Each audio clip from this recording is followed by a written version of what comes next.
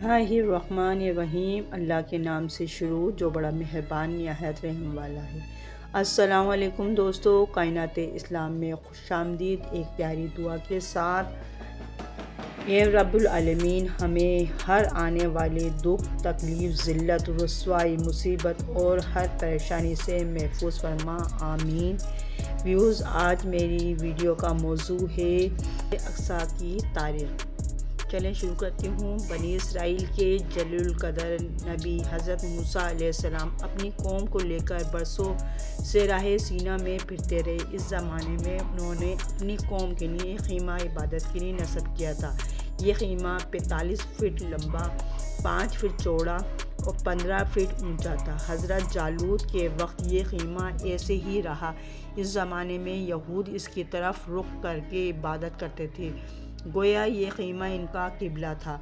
48 तबल मसीह में हज़रत दाऊद अलैहिस्सलाम ने ख़ीमा इबादत को शहर बैतुल मुक़द्दस में कोहे सबून में एक जगह मुस्तकिल तौर पर नस्ब कर दिया। इस जगह का नाम बैतुल एल यानी अल्लाह का घर पड़ गया। 988 कबल मसीह हज़रत दाऊद अलैहिस्सलाम के बेटे हज़रत सलमान अलैहिस्सलाम ने इस ख़ीमा इबादत की जगह हैकल की मुस्तकिल इमारत बनवाई। हैकल की इमारत 20 साल में मुकम्मल हुई।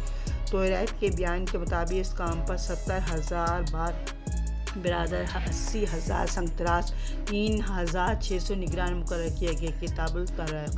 हज़रत सलेमान अलैहिस्सलाम के हैकल का तोल 60 हाथ, अर्ज़े 20 हाथ और बुलंदी 20 हाथ थी। हज़रत सलेमान अलैहिस्सलाम के 415 साल बाद 500 साल कबल मसीह का वाक़या है कि बाबल के बादशाह बख्त नसर ने बैतुल मुक़द्दस पर हमला किया। शहर की ईंट से ईंट गिरा दी, तबरक़ात को लूट लिया और किताबुल मुक़द्दस को नज़र आतिश कर दिया। बख्त नसर के हमले के बाद मूसा अलैहिस्सलाम की यादगार, दाऊद अलैहिस्सलाम की निशानी, सुलेमान अलैहिस्सलाम की तामीर करदा इमारत सिफ़ाए हस्ती से नाबूद हो गई। 70 साल बाद खुसरो ज़ुल्क़रनैन शाह ईरान हाबिल पर फतयाब हुआ। इसकी फ़तहमंदी से यहूदियों को आज़ादी नसीब हुई और हैकल की इमारत असर-नौ तामीर हुई।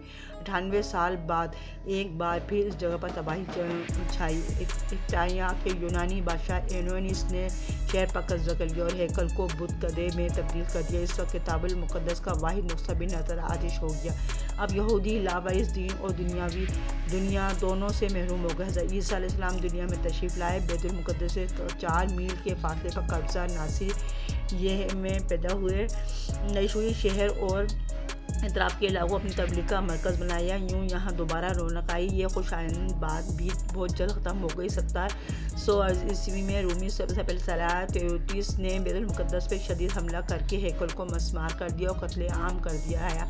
जिंदा रह जाने वालों को जिला वतन कर दिया और शहर के एक कोने से दूसरे कोने में हल चला दिया। 312 हिजरी में शहंशाह रूम कुस्तुनतीन आज़म ने ईसाई मज़हब कबूल किया। इससे बनी इसराइल को कुछ क़ुव्वत मिली, लेकिन ये दौर भी तादेर कायम रहा। 300 साल बाद रूम कुबरा की सतूत फिर पारा पारा हो गई। मुक़द्दस पर शहंशाह ईरान का कब्ज़ा हो गया। 7वीं सदी ईस्वी में ज़हूर इस्लाम हुआ। हज़रत उमर रज़ियल्लाहु अन्हु के दौरे खिलाफत 14 हिजरी में जंग के बगैर बैतुल मुक़द्दस में मुसलमानों के कब्ज़े में आ गया। जब हज़रत उमर फ़ारूक के ज़मान में बैतुल मुक़द्दस फ़तह हुआ तो हज़रत उमर रज़ियल्लाहु अन्हु ने सखरा और बराक बांधने के मुकाम के करीब मस्जिद की तामीर का हुक्म दिया। मस्जिद सुग़रा की तामीर की कई मराहिल से गुजरी। 74 सन हिजरी में खुलफ़ाए अब्दुल मलिक बिन मरदान ने मस्जिद की तामीर शुरू करवाई और 86 हिजरी में इनके बेटे खलीफा वलीद बिन अब्दुल मलिक ने इसे मुकम्मल करवाया। इस मस्जिद की तामीर खर्च में होने वाला सरमाया मिस्र के 7 साल के अखराजात के बराबर था। जब तामीर मुकम्मल हुई तो मस्जिद की तामीर के लिए मुख्तसर रकम में से 1 लाख दिनार बाकी बच गए। खलीफा ने यह रकम दोनों निगरानों को बतौर इनाम देना चाहिए तो उन्होंने इनकार कर दिया कि हम तो चाहते हैं कि अपनी बीवियों के ज़ेवर बेच कर इस मस्जिद में लगा दें। चुनांचे खलीफा ने सोने के दिनार ढलवाकर मस्जिद के दरवाज़ों पर सोने की चादरें चढ़वा दी। 130 हिजरी में आने वाले ज़लज़ले के बाद जब उसे बहुत नुकसान पहुंचा तो खलीफा जाफ़र ने ये चादरें उतरवाकर सकों में ढलवाईं और इन्हें लोगों में तकसीम कर दिया। गुंबद सखरा حرم قدسی کی زمین سے 30 میٹر بلند ہے۔ یہ شہر کی سب سے بڑی نشانی ہے۔ یہ 2 منزلہ عمارت ہے جو 8 کونوں والی ہے۔ ایک گوشے سے دوسرے گوشے کی دوری 20 میٹر اور اونچائی 15 میٹر ہے۔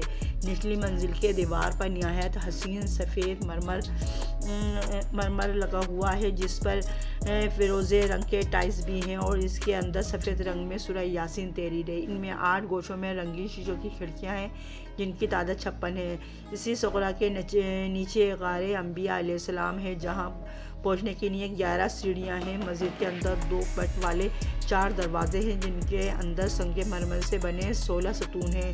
163 ہجری میں خلیفہ مہدی بن جعفر نے مسجد کی حدود کی چوڑائی کم کر کے اس کے طویل میں اضافہ کروایا۔ اسکالوپینڈیا الموسوعۃ الفلسطینیہ 2003-4 کے مطابق مسجد اقصی کے نام کا اطلاق پورے حرم قدسی پر ہوتا تھا۔ گنبد خضرا کا مسجد اقصی کے صحن کے وسط اور قدس شہر کے جنوب مشرقی جانب بنایا گیا۔ آج کل گنبد کی تصاویر منتشر ہونے کی وجہ سے اکثر مسلمان اسے ہی مسجد اقصی خیال کرتے ہیں، حالانکہ ایسی کوئی بات نہیں۔ مسجد بڑے صحن کے جنوبی حصے میں واقع ہے جبکہ یہ گیند صحن کے وسط میں اونچی جگہ پر موجود ہے۔ مسجد صغرا اور مسجد اقصی کے قریب قبرستان ہے جس کی بڑی اہمیت ہے۔ مدینہ منورہ کے بعد یہاں دفن کیے جانے کو ترجیح دیا گیا، لیکن اس قبرستان کے دروازے کو متنازع کہہ کر بند کر دیا گیا۔ یہودیوں کا عقیدہ ہے کہ انہی دروازوں سے مسیحیان شیلم داخل ہوں گے۔ یہاں پر ایک قبرستان جبل زیتون بھی ہے۔ یہودیوں کا عقیدہ ہے کہ اللہ تعالیٰ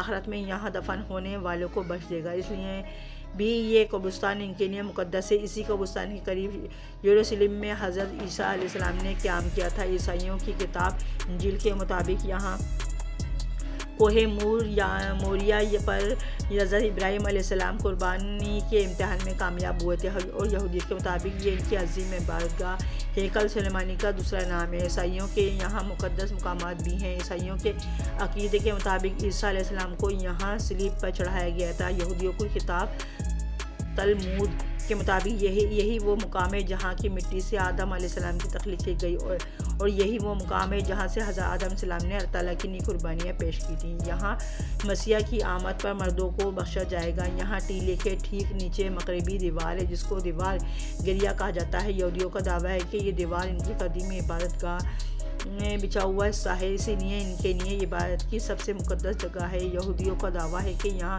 ہیکل سلیمانی تھا جسے 586 قبل مسیح بابل حکومت نے تباہ کر دیا تھا۔ بعض مورخین کہتے ہیں یہاں دوسرا عبادت خانہ تھا جسے رومی فوج نے 70 میں تباہ و تاراج کر دیا تھا۔ اس دیوار سے لگ کر یہودی اپنی مقدس عبادت گاہ کی تباہی کے غم میں گریہ کرتے ہیں، اسی لیے اس دیوار کو دیوار گریہ کہتے ہیں۔ اس دیوار کی اہمیت یہودیوں کی تاریخ و دین نسبت سے ہے۔ خاص طور پر یہودی مرد و زن مذہبی تہواروں کے علاوہ ہر ہفتہ واری دیوار گریہ کی زیارت کرتے ہیں، حالانکہ یہ دیوار حرم کی ہے۔